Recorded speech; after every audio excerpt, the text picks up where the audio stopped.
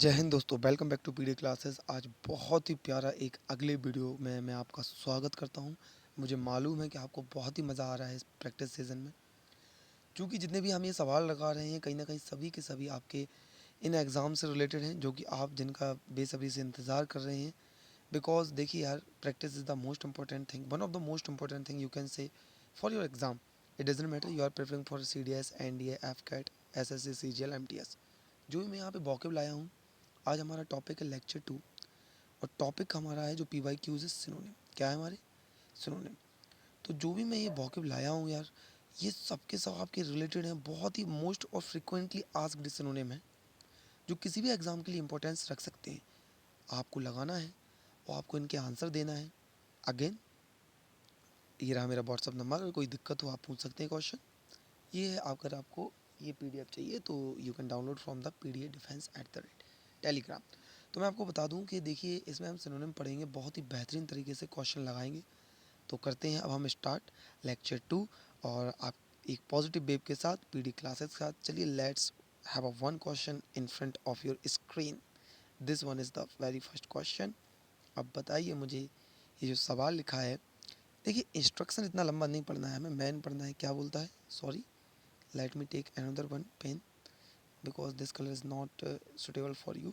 देखिए नेक्स्ट, यहाँ पे लिखा है, क्या लिखा है यहाँ पे? ओहो, यहाँ पे लिखा हुआ है नियरेस्ट बर्ड। क्या लिखा है? नियरेस्ट। मैन वॉकेब को देखिए। अब वो कहते हैं यहाँ पे मेलो का मतलब क्या है, ये जो लिखा हुआ है, it was because of such a milieu around मी। अब देखिए, कहीं ना कहीं आपको ये समझना है, मैं आपको देखिए अंडरस्टैंडिंग दे रहा हूँ कैसे आपको आंसर पकड़ना है। सिनोनिम ढूंढना है, ये पक्की बात है। सिनोनिम यानी कि समानार्थी। Okay, it was because of such a milieu around me that I had a firm belief which I still hold, that all arts are equally if not more important in our lives than science or technology। तो आपको ये बताना है कि यहाँ पे जो मेलों का मतलब है यहाँ पे क्या है। देखिए, कहीं ना कहीं आपको अगर ये पढ़ें आप ध्यान से, तो आपको ये मालूम नहीं चलता कि यहाँ पे ये बता रहा है it was because of such a milieu around में, मेरे चारों ओर ऐसा वातावरण बना है। इसका मतलब है सराउंडिंग। क्या है?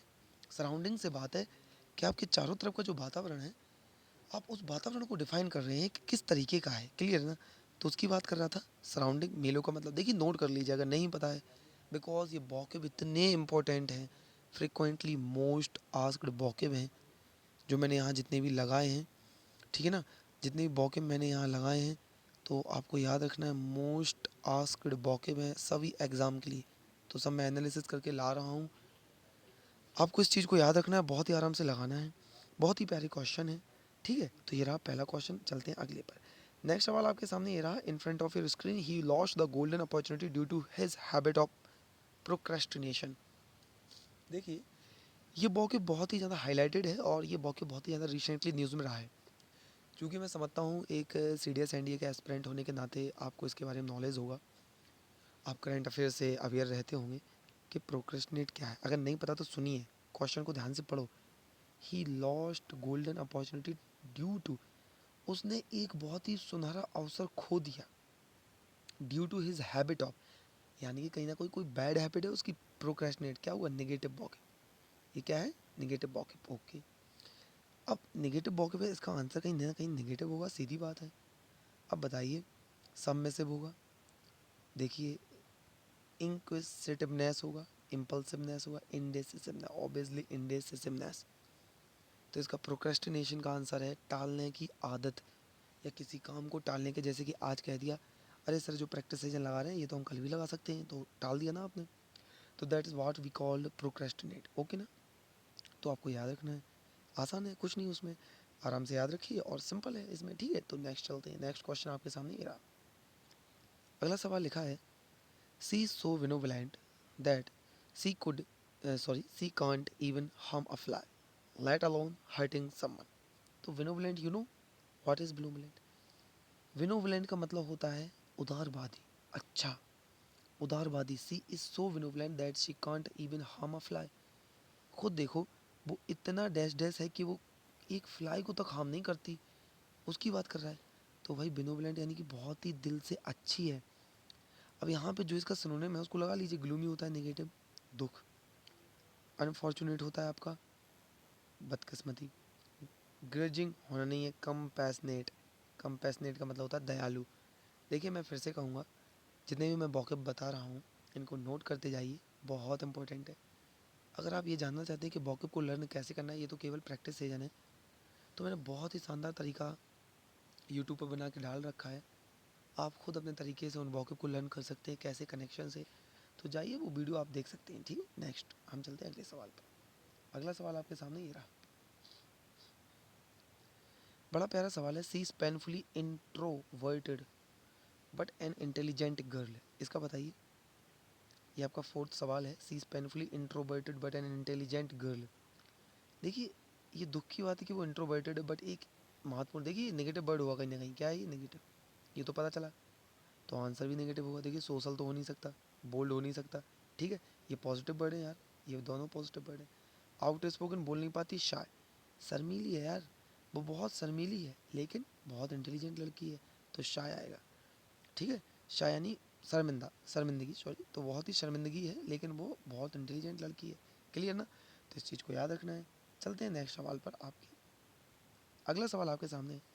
A colossal amount of money has been wasted on the construction of a new administrative building. A colossal amount of money, आप देख सकते हैं भाई, एक कोई बिल्डिंग बन रही है, उसके ऊपर एक मनी का कोई ना कोई, कहीं ना कहीं आपको एक अमाउंट बता रहा है। अब क्लोजल का मतलब क्या होगा ये आप बताइए। देखिए मिनिएचर हो नहीं सकता, स्मॉल हो नहीं सकता यार, ये बताइए एक बड़ा इंफ्रास्ट्रक्चर बन रहा है, बिल्डिंग बन रही है, खुद दिमाग लगाओ यार, कुछ आंसर तो ऐसे ही आ सकते हैं, ठीक है। 10 है तो एटलीस्ट 10 में से 4 तो आप ऐसे ही लगा सकते हैं। और माइक्रो, ये तीनों एक से हैं, आप देख सकते हैं कि ये तीनों कहीं ना कहीं सेम मीनिंग रखते हैं, यू नो वेरी वेल, एक जैसे ही हैं। और ये all these are stand for the same meaning. यही बचा है ह्यूज, यानी कि एक बड़ा मनी का अमाउंट लगा दिया गया है उस बिल्डिंग में, वेस्ट कर दिया गया है। क्लियर ना, तो स्पष्ट बता रहा है यार, ठीक है, तो ह्यूज आएगा। Next move on.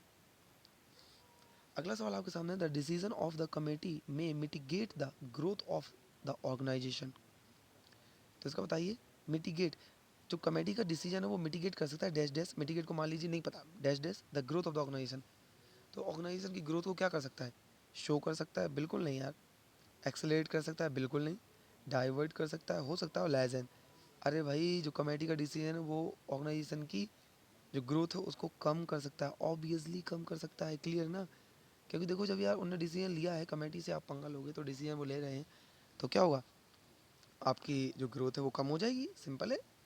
चलिए लिखते जाइएगा, ठीक है, मैंने बता दिया है। Next move on.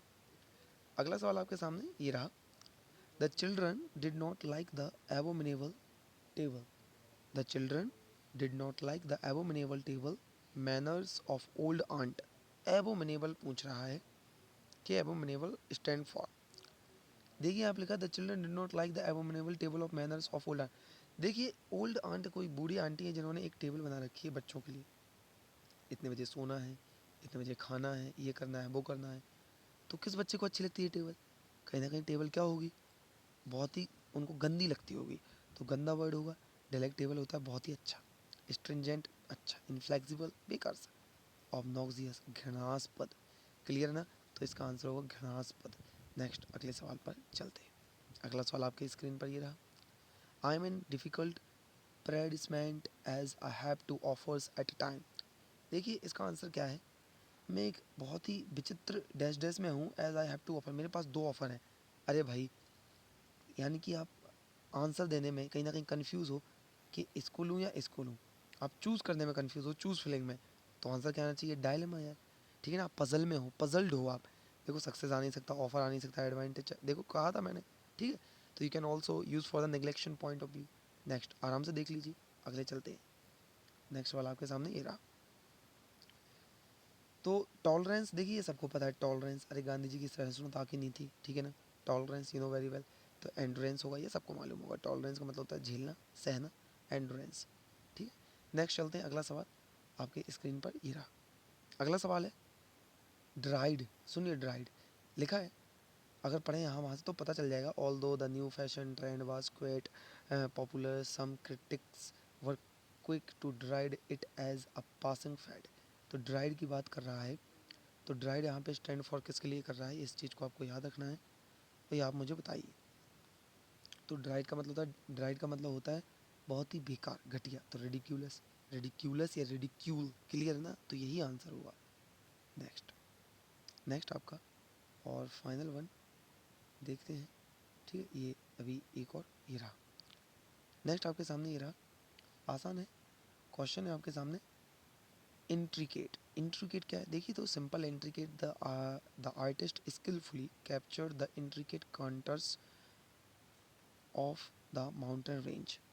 अब बताइए यार, इंट्रिकेट तो स्पष्ट दिख रहा है कि माउंटेन रेंज का एक बहुत ही स्किलफुली उसने वो एक चित्र की कहीं ना कहीं बात कर रहा है, आर्टिस्ट की कैप्चर किया उसने। तो कॉम्प्लेक्स, कॉम्प्लेक्स होता है यार माउंटेन, ठीक है ना? तो माउंटेन की कोई चीज़ हम बनाएं या किसी के उसके बारे में चित्र की बात करें तो वो इंट्रिकेटेड होता है, यानी कि कॉम्प्लेक्स होता है। तो एक फ़ोटो की बात कर रहे हैं यहाँ पे जो कैप्चर की है उसने, ठीक है? Next move on. अगला सवाल आपके सामने, लास्ट और अंतिम सवाल ये रहा। The food was very yummy. अरे भाई यम्मी का तो पता ही है, अनएपेटाइजिंग का मतलब बिल्कुल नहीं हो सकता है, रिपल्सिव हो नहीं सकता, शावर हो नहीं सकता यार, delicious, the food was very delicious. तो ये रहे आपके सामने सवाल, और बहुत ही प्यारे सवाल हमने लगाए हैं। मैं आपको अगेन बता दूं, इसी प्रकार से आपको all you can find the practice series here, ठीक ना?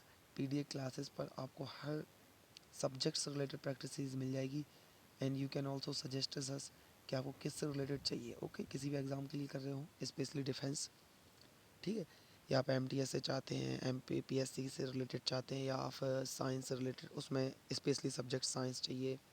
इंग्लिश तो मैं कंटिन्यू ला ही रहा हूँ, आप सजेस्ट कर सकते हैं तो मैं सर को बोलकर जो सर पढ़ाते हैं वो आपको ये कंटिन्यू कर देंगे। साइंस तो स्टार्ट हो चुका है ऑलरेडी, मैंने भी देखा था, ठीक है? बहुत ही प्यारे तरीके से।